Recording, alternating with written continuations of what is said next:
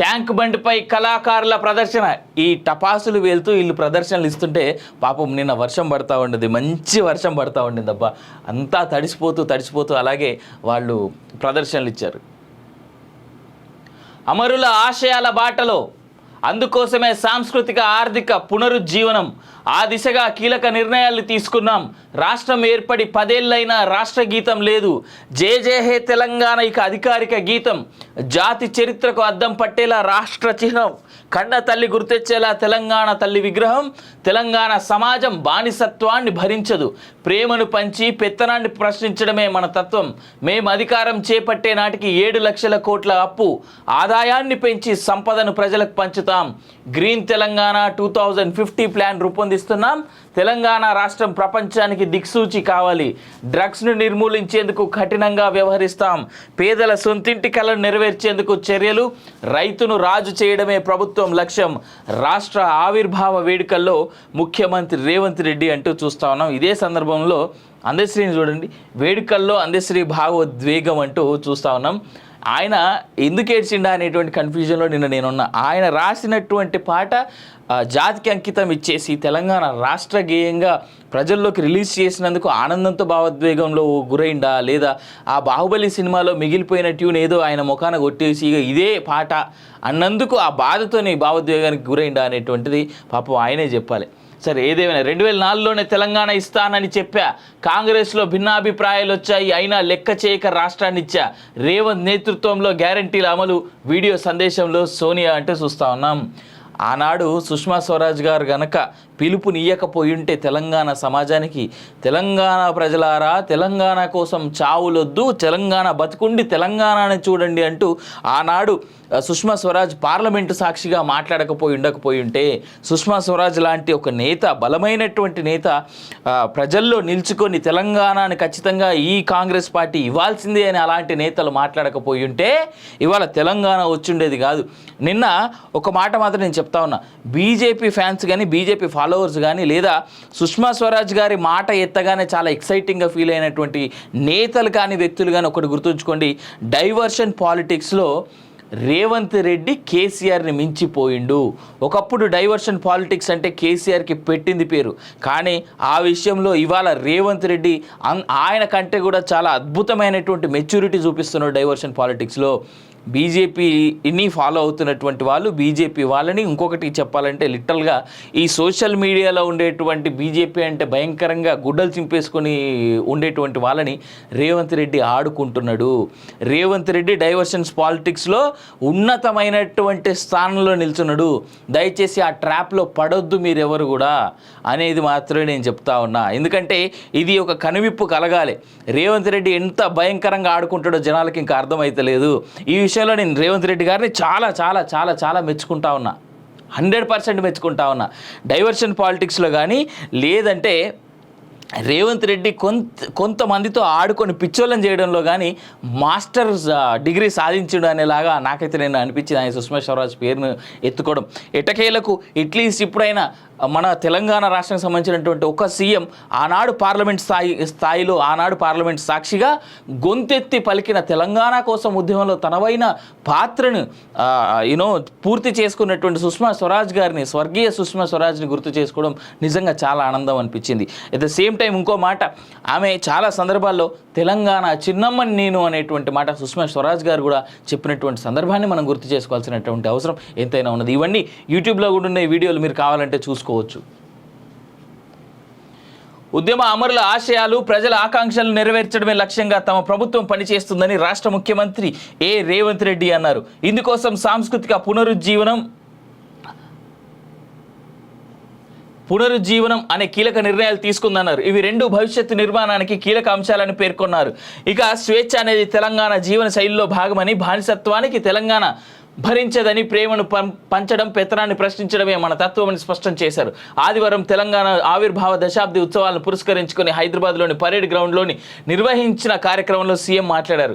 పలు విభాగాల గౌరవ వందనం అనంతరం జై తెలంగాణ అంటూ రేవంత్ తన ప్రసంగాన్ని ప్రారంభించారు.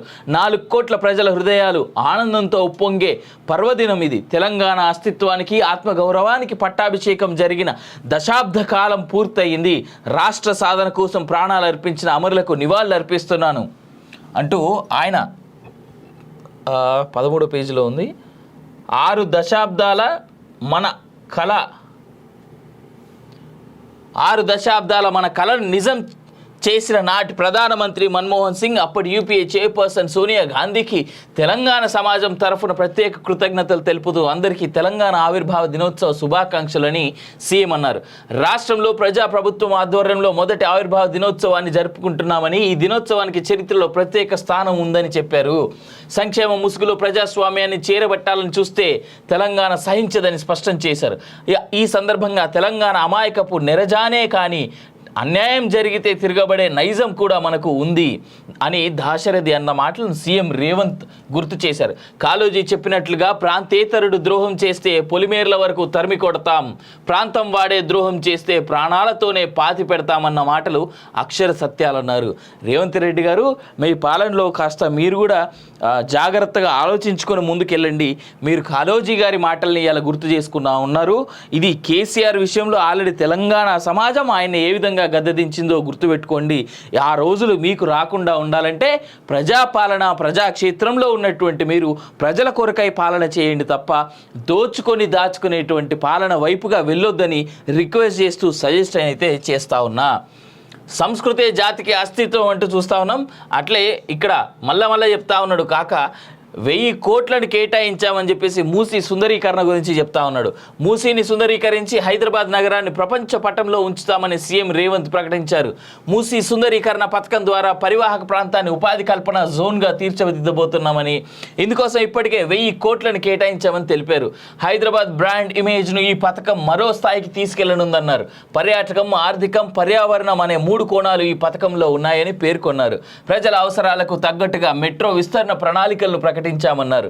రీజనల్ రింగ్ రోడ్ ప్రాజెక్టు త్వరితగతిన పూర్తయ్యేలా ప్రయత్నిస్తామని, తక్కువ ఖర్చుతో ఎక్కువ నీరు ఇవ్వగలిగే సాగునీటి ప్రాజెక్టులను తొలి ప్రాధాన్యం ఇస్తున్నామని తెలిపారు. రాష్ట్రంలో డ్రగ్స్ అనేటువంటి మాట వినిపించకుండా సంకల్పం తీసుకున్నామని రేవంత్ చెప్పారు.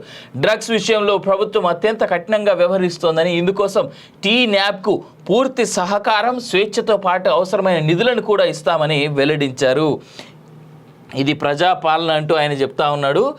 అండ్ ఉమ్మడి రాజధానికి కాలం చెల్లిందంటూ నిన్న బాహాటంగానే ఆయన చెప్పడం అనేటువంటిది చాలా నచ్చింది. అట్లీస్ట్ సీఎం 10 ఏళ్ల తర్వాత ఇది మనదే అనేటువంటి చెప్పినటువంటి మాట. గౌరవ వందనం చేస్తున్నటువంటి రేవంత్ రెడ్డి ఇక్కడ ఏది మన జాతీయ జెండాకి, అట్లే అసెంబ్లీలోని గాంధీ భవన్ వద్ద స్పీకర్, మండలి చైర్మన్, మంత్రులు అంటూ కూడా ఓ ఫోటో చూస్తూ ఉన్నాం. చూడు రీడా, అప్పుడు మిలియన్ మార్చ్, ఇప్పుడు 10 ఏళ్ల సంబరాలు అంటూ కూడా చూస్తూ ఉన్నాం. యాక్చువల్గా మిలియన్ మార్చ్లో లేడు, తెలంగాణ ఉద్యమంలో లేడు రేవంత్ రెడ్డి, కానీ ఇలా సీఎం అయితే కూర్చున్నాడు.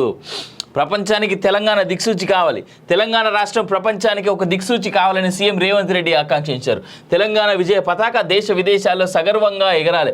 పల్లె కన్నీరు పెడుతుందో అని ఒకనాడు ఆవేదనతో పాడిన తెలంగాణ పల్లెల్లో ఇకపై పచ్చని పైర్లతో, పాడి పంటలతో రైతుల ముఖాలు చిరునవ్వుతో వెలగాలి.